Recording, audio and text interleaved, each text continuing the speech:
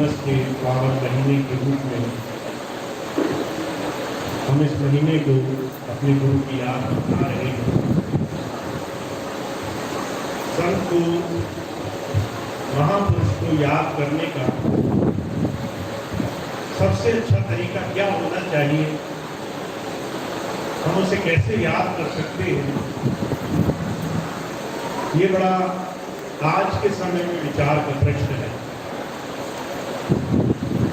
गुरु को याद करने के आसान से लेकर के मुश्किल कई तरीके हैं। आसान तरीका ये है, आप बाहरी तरीकों से उसे याद कर लो। आप उसकी तस्वीर देख लो, तस्वीर के आगे हाथ जोड़ लो, माथा टेक लो।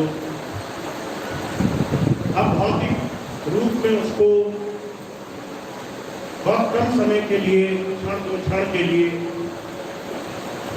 सिर्फ नाम मात्र के लिए याद करो,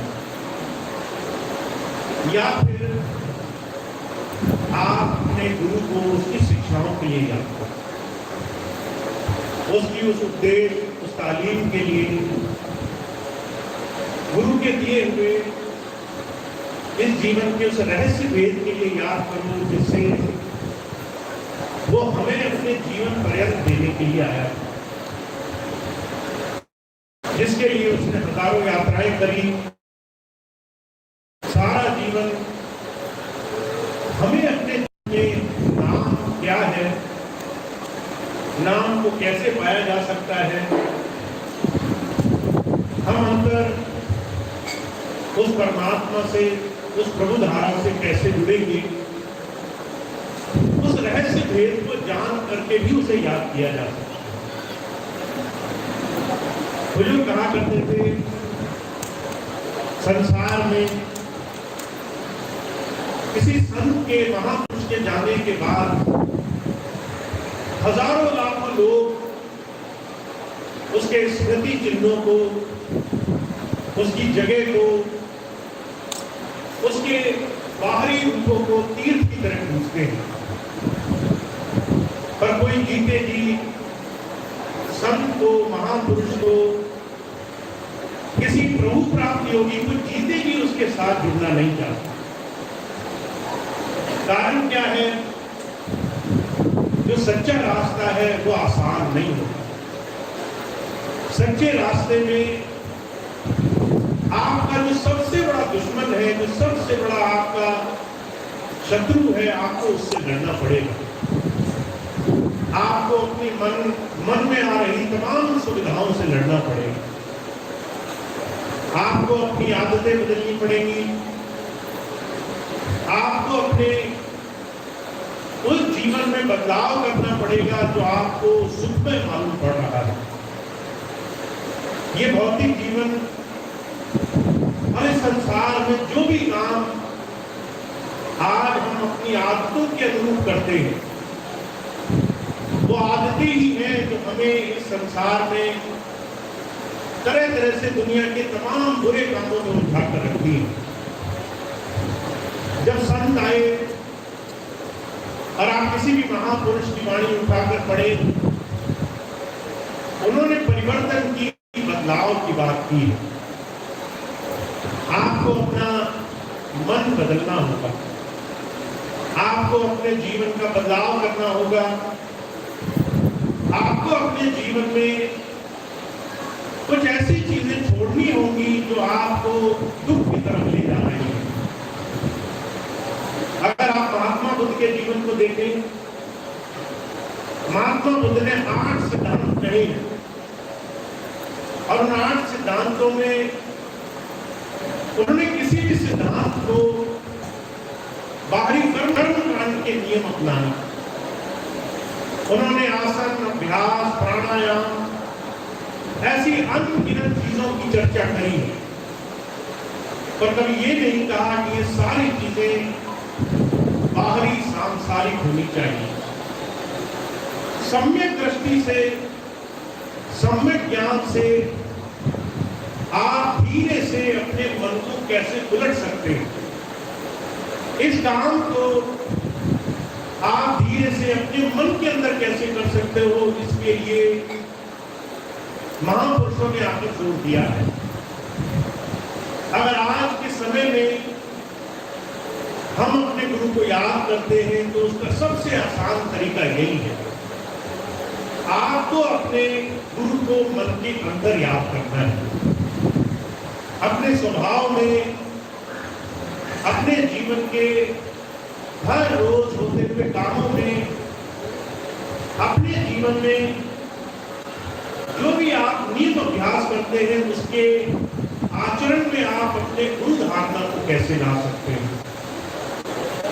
पिछले दिनों मुझे एक सत्संगी बहन मिली, मेरे पास आई, आकर कहने लगी मैं बहुत परेशान हूं, मुझे तरह तरह के शरीर के रोग लग गए, मन से परेशान हूं क्योंकि परिवार ठीक नहीं है, परिवार के लोग कहना नहीं मानते, बच्चे बिगड़ गए। उन्होंने जितनी देर भी बात करी सिर्फ ये कि उनके कैसे संसार, समाज, शरीर से जुड़ी हर एक चीज बिगड़ गई। मैंने कहा सत्संग में आती हो? कहने लगे सत्संग में तो हम हर रोज आते हैं। मैंने उस दिन विचार किया, सत्संग अगर सिर्फ थोड़ी देर बैठ करके उपदेश सुनना होता और उससे हमारे जीवन में परिवर्तन, बदलाव, अच्छाई आ जानी होती तो सारा जीवन हम सत्संग ही सुनते रहे। पर सत्संग हमारे जीवन में आया नहीं, हमारे जीवन में आया नहीं। सत्संग हमारे जीवन में परिवर्तन की कला का नाम है। जीवन कैसे जिया जाए, जीवन में कैसे बदलाव लाया जाए, हम कैसे अपने जीवन को बदले, इस कला का नाम सत्संग है। हम सुबह से लेकर शाम तक जो जीवन जी रहे हैं, जिसमें परिवार भी है, कारोबार भी है, हमारा शरीर स्वास्थ्य भी है, हमारे मनोवृत्ति भी है, ये सारी चीजें हम कैसे नए सिरे से बदल सकते हैं, पुराने ढर्रे कैसे छोड़ सकते हैं, कैसे नई चीजों को अपने जीवन में ला सकते हैं जिससे हमारा जीवन सत्य की तरफ चले। और इसके लिए हमारे जीवन में गुरु की आज्ञा, गुरु के वचन का हमारे जीवन में उतरना बड़ा जरूरी है। महापुरुषों की बात का आचरण बड़ा जरूरी है। जब आप महापुरुषों की बातों पर ध्यान दोगे तो आप पाओगे उन्होंने सिर्फ आंख बंद करके साधना करने को नहीं कहा, सिर्फ ये नहीं कहा कि आप आंख बंद करके बैठो, उतना नहीं करना सिर्फ आपके जीवन के लिए काफी है। उन्होंने बाहरी सारे जीवन में हम कैसे अपने जीवन को बदल सकते हैं इस तरफ ले जाने की बात करी। मुझे कहा करते थे ऋषियों ने, मुनियों ने वेदों शास्त्रों में अलग अलग तरीके से पहले जीवन के सुधार और फिर अध्यात्म की चर्चा करी। अष्टांग योग में महर्षि पातंजलि उन्होंने कहा 8 नियम है जिसमें से 5 तो शरीर के ही नियम है। सबसे पहले आपको शरीर से कुछ नियम बनाने पड़ेंगे। 5 नियम कौन से बताए उन्होंने? कहा यम, नियम, आसन, प्रत्याहार। हमारे जीवन में कुछ नियम ऐसे होने चाहिए जो हमारे सामाजिक व्यवस्था से हो। यम में उन्होंने क्या कहा? आप जीवन कैसे जिए, तो 5 नियम बताए उन्होंने। वो सारी चीजें हम अपने बच्चों को सिखाते हैं। चोरी मत करना, सच बोलना, पराया हाथ मत मारना, किसी को दुख मत देना। फिर नियम अपनाना अपने जीवन में। अपने शरीर से कैसे जीवन जियोगे इसका निर्धारण तुम ही करना, इसको किसी और के ऊपर मत छोड़ देना। ये मत कहना कि मेरा शरीर आज खराब हो गया तो इसकी वजह कोई और है। ये शरीर खराब हो गया, ये शरीर आज तुम्हारे काबू में नहीं क्योंकि तुमने इसको ठीक से साधा नहीं। इसके लिए नियम बनाना। इस शरीर को सुबह से लेकर शाम तक, जब सूर्य उदय होगा और जब सूर्यास्त होगा, उस बीच में तुम इस शरीर का कैसे पालन करोगे। कैसे अपने जीवन को जियोगे। फिर कहा अपने जीवन में आसन बनाना, अपने जीवन को ऐसे नियम से जोड़ना जिससे आप अपने जीवन को साध सको। साधने की वस्तु है ये। इस शरीर को आप बीमारियों में ढकेल दोगे तो ये शरीर आपका कभी सहयोगी नहीं होगा। इस शरीर को अगर आप आदतों में ढकेल दोगे, अगर आप इसे सिर्फ गलत संगत में डाल दोगे, सिर्फ आप बुरे नियमों में डाल दोगे तो ये शरीर आपके लिए कभी सहायक नहीं होगा। फिर कहा आप प्रत्याहार का ध्यान रखना, आप कोशिश करना अपनी मनोवृत्ति मन आपका ठीक रहे। बुजुर्ग कहा करते थे 8 में से 5 नियम उन्होंने सांसारिक बताए।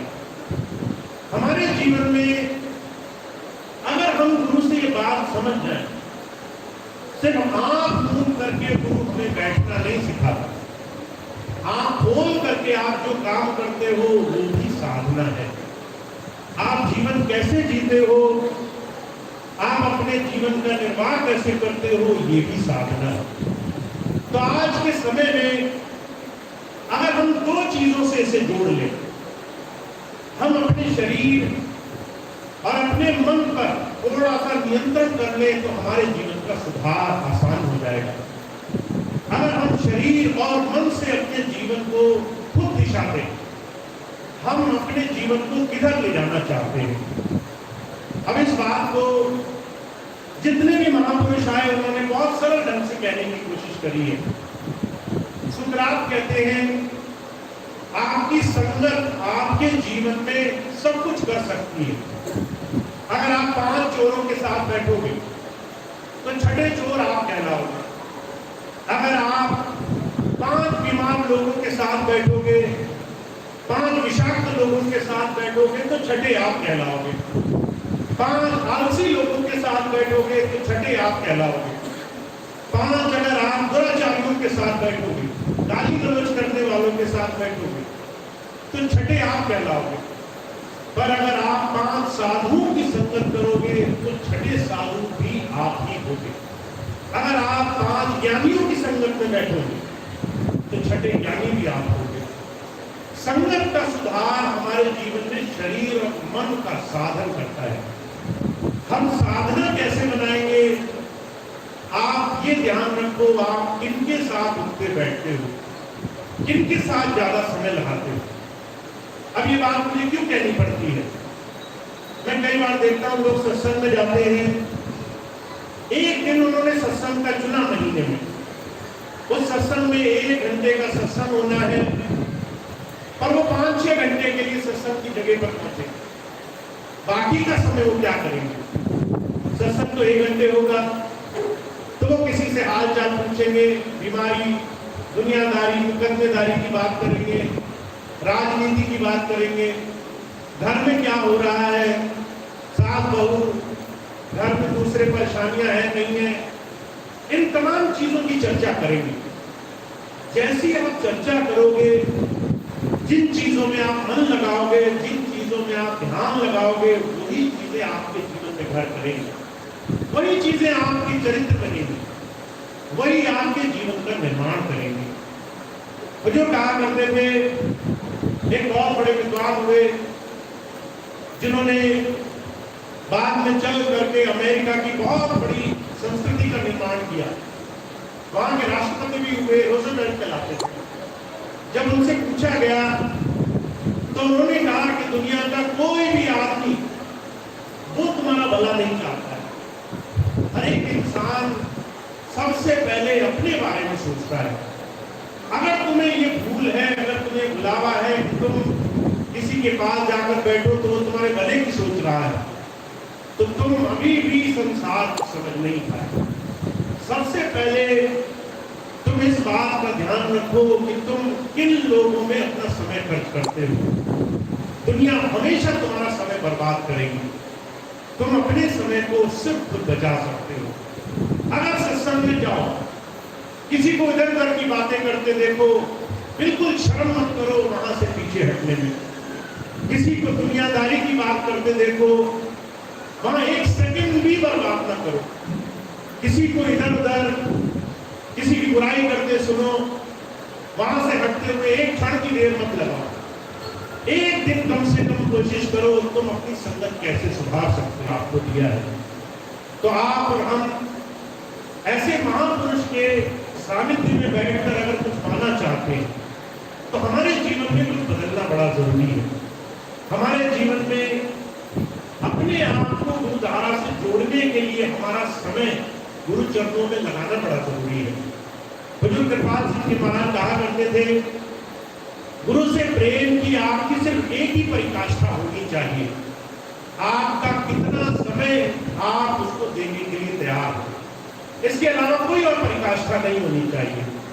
अगर आपने उस प्रभु को अपना समय दिया, अगर आपका मन उसकी तरफ जुड़ गया, अगर आपने अपना ध्यान उसकी तरफ लगाया, तो ही आप ये मानो कि आपने गुरु से प्रेम किया। स्वामी शुकदयाल सिंह जी महाराज कहा करते थे कि भक्ति का मार्ग बड़ा जीना है, क्या भक्ति का मार्ग जीना रे, नहीं नहीं चाहना चरण कमल नवलीना में।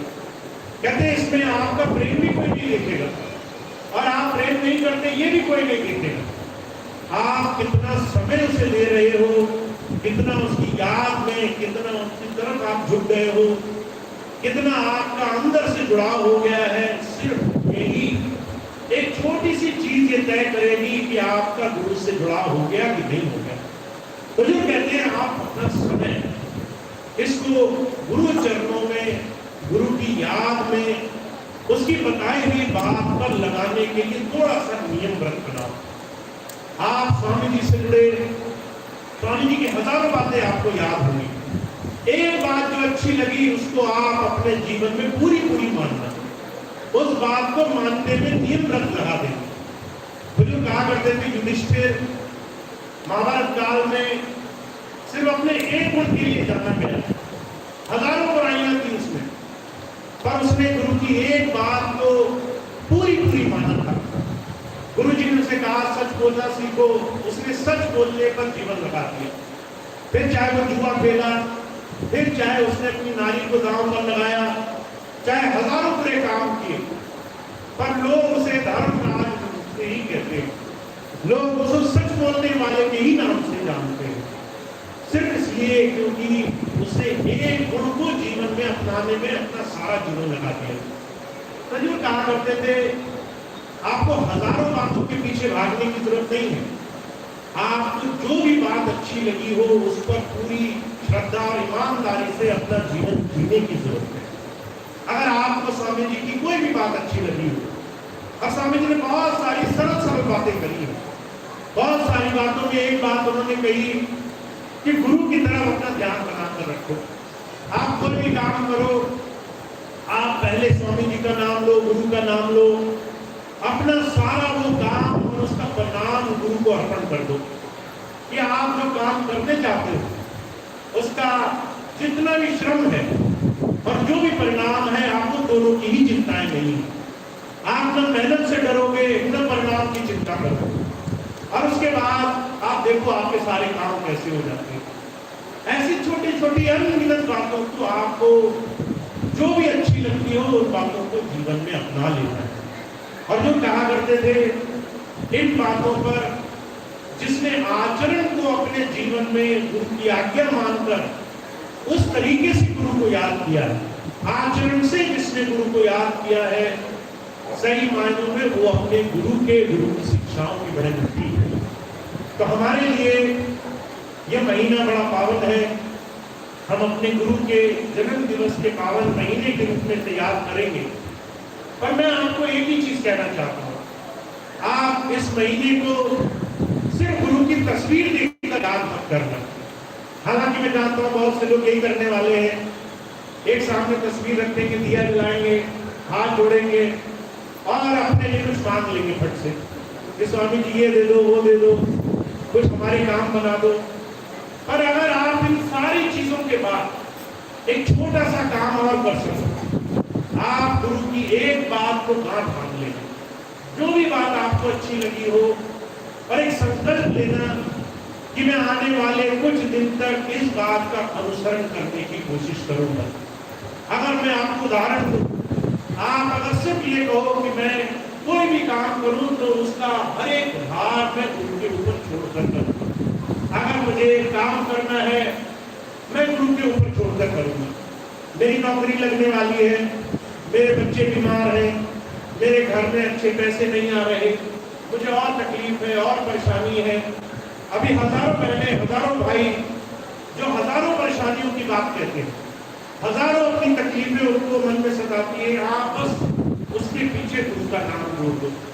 ये सारी चीजें गुरु जी मैंने आपको अर्पण कर दी, और उसके बाद आप कुछ दिन ये नियम, ये संकल्प लेकर के अपने आने वाले कुछ दिन गुजारे।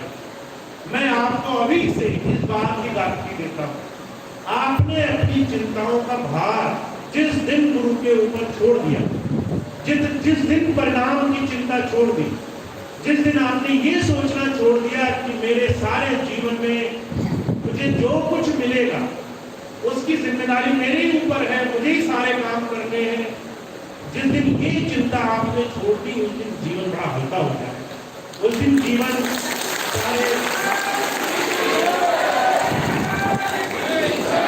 उस दिन आपके पूरे दिन की दिनचर्या, उस दिन आपकी चिंता, उस दिन आपके सारे कामों का बोझ आपके सर से उतर जाएगा। उस दिन आप देखेंगे जीवन जीना बड़ा सरल है, जीवन जीना बड़ा आसान है, जीवन की सारी चिंताओं का भार वो एक ईश्वर के ऊपर है। हमें सिर्फ अपना काम करना है, पूरी ईमानदारी से करना है, परिणाम हमेशा उसके हाथ था, हमेशा उसके हाथ है। जिस दिन आप ये छोटी सी चीज विश्वास में ले आओगे, अपने मन में स्थापित कर लोगे कि मुझे किसी चीज की चिंता ही नहीं है, उस दिन आपके जीवन का रूप, उसकी दिशा बदल जाएगी। तो ये बड़ा पावन महीना है, पर इससे हमें बहुत कुछ सीखना है। मैं हमेशा एक चीज मानता हूँ, हमेशा एक चीज कहता हूँ, हम सब लोग शिष्य बनने के लिए आए हैं, हम सब लोग शिष्य बने नहीं हैं। हमें ये नहीं मानना चाहिए जिस दिन नाम लिया उस दिन हमारे काम तो पूरे हो गए, हमारी सारी जिम्मेदारी पूरी हो गई, हमें कुछ नहीं करना। हमें हर पल ये मानना चाहिए कि हम हर दिन गुरु से कुछ सीखेंगे, हर दिन गुरु से जुड़ेंगे, हम अपने जीवन को हर दिन गुरु के साथ उसकी शिक्षाओं से जुड़ने का प्रयास करेंगे। तो ये पूरा महीना बड़ा सुंदर अवसर हमें मिला है।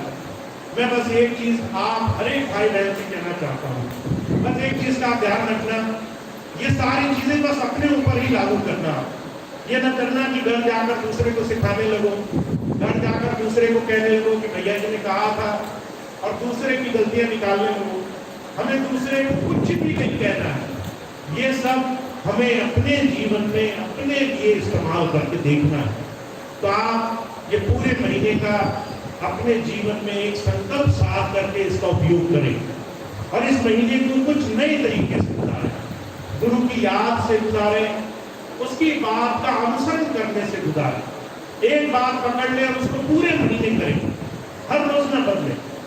एक बात पकड़ ले और हर रोज उसी बात को हर दिन करते जाए, और मैं आपको पूरी गारंटी से कहता हूँ, आपका जीवन बड़ा सरल हो जाएगा, बड़ा आसान हो जाएगा। आप देखेंगे गुरु जी के साथ आपके जीवन को आसान बनाने के लिए आया है, आपके जीवन को, आपके जीवन की सही दिशा तक पहुंचाने के लिए आया है। उसके लिए बहुत सारे काम वो कर रहा है, आपको बस थोड़ा सा ध्यान, अपना नजर, अपना दृष्टि उसकी तरफ बनाना है। और आपके लिए बड़ा सुंदर अवसर है कि आप इस महीने को संकल्प से, एक व्रत से, एक तप से बांध करके उसकी तरफ जोड़ सकते हो। तो आप ये पूरा महीना इस तरह गुजारें। और उसका एक छोटा सा नियम मैं आपको बताना चाहता हूँ, आप हर रोज और हर शाम, सुबह और शाम जितना भी समय दे सकते हैं, चाहे वो 5 मिनट का ही समय क्यों ना हो, आप बिना इस बात की तुलना किए, बिना इस बात की चिंता किए कि परिणाम क्या होगा, आप भजन पर बैठे तो भजन बनेगा या नहीं बनेगा, आपने आंखें बंद करी तो आपकी आंख बंद करने के बाद कुछ होगा या नहीं होगा, सारे परिणाम की चिंता छोड़ करके आप थोड़ा सा समय उसे देने का प्रयास करेंगे, चाहे वो कितना ही समय क्यों ना हो। ये आपकी इच्छा है, आप कहने से 2 मिनट निकाल सकता हो, इसकी कोई पाबंदी नहीं है, पर आप इस पूरे महीने को ऐसा गुजारने का प्रयास करें। दूसरा, परिणाम से खाली नहीं, आप आप कहें मैं भजन पे बैठा, भजन नहीं करना, बंदा आपका काम नहीं है। आप कहें मैं भजन पे बैठा, नींद आ गई, आपको उसकी चिंता नहीं करनी है। आप कहें मैंने ध्यान किया, मेरा ध्यान नहीं लगा, ये भी चिंता आपकी नहीं, परिणाम छोड़कर बैठना है। हम सिर्फ पूरी इच्छा से उसकी याद में उसकी बात को जीवन में अपनाने के लिए बैठेंगे। और इस नियम से आप इस 1 महीने में थोड़ा सा प्रयास करने की कोशिश करेंगे तो बहुत सुंदर अवसर है। आप इस संकल्प को लें, अपने अपने निजी संकल्प को लें। मैं आपके लिए संकल्प नहीं ले सकता हूँ। आप ये मत सोचे भैया जी आप बोल रहे हैं तो उन्होंने हमारे लिए ले लिया। आपको खुद अपने लिए संकल्प लेना होगा, उस संकल्प को पूरा करना होगा, उस संकल्प के लिए आपको अपने जीवन में प्रयास करना होगा। मैं आपको एक चीज और बताना चाहता हूँ संकल्प के बारे में। संकल्प की बहुत खूबी क्या है, अगर आपने एक बात कह दी तो उसको टूटने नहीं देना है। जैसे अटूट धारा होती है, उसे टूटने नहीं देना है। आप कहना पूरे दिन व्यस्त रहा, मेरे पास समय नहीं निकला, मैं कैसे याद करूं? आप कैसे भी याद करें, आपको याद जरूर करना है। आपको अगर 2 ही मिनट तक फुर्सत मिले, आप सुबह उठे, रात तक ध्यान में समय नहीं मिला, आप कह मेरे को बहुत नींद आ रही है, मेरे पास समय नहीं है, आज संकल्प टूट जाएगा। आप संकल्प मत टूटने दें। आपको चाहे 2 ही मिनट का समय मिले, आप उस दिन का संकल्प पूरा जरूर करें। तो अगर आपने संकल्प हर रोज पूरा किया तो आप इसका परिणाम देखेंगे, आप इसका फल देखेंगे, आप अपने जीवन में इसका फायदा, इसका लाभ महसूस करेंगे और आपको ये लाभ मिले, ऐसी मैं हमेशा से कामना करता हूँ। आपको इसका पूरा फायदा इतनी बात कहेंगे। आज ये सत्संग कार्यक्रम समाप्त होगा। सभी भाई बहनों का बहुत बहुत धन्यवाद है, आपने बहुत कीमती समय दिया, आप यहाँ आए। एक 2 खास सूचनाएं हैं। आपको पता है हम सभी भाई बहन, हालांकि इस पूरे महीने में बहुत सत्संग होंगे, अलग अलग जगह, अलग अलग गाँव, अलग अलग क्षेत्रों में सभी हमारे गवर्नर, हमारे प्रेसिडेंट अपने गुरु की याद में इस पूरे महीने मनाएंगे, पूरे प्रेम भाव से सत्संग करेंगे, हर जगह गुरु की याद मनाने की कोशिश करेंगे। पर हमारे स्वामी जी महाराज के जन्म दिवस का जो भंडारे का अवसर है, 17-18 सितंबर को स्वामी जी महाराज के जन्म दिवस के भंडारे के रूप में भूरीपुरा आश्रम में मनाने का निर्णय है।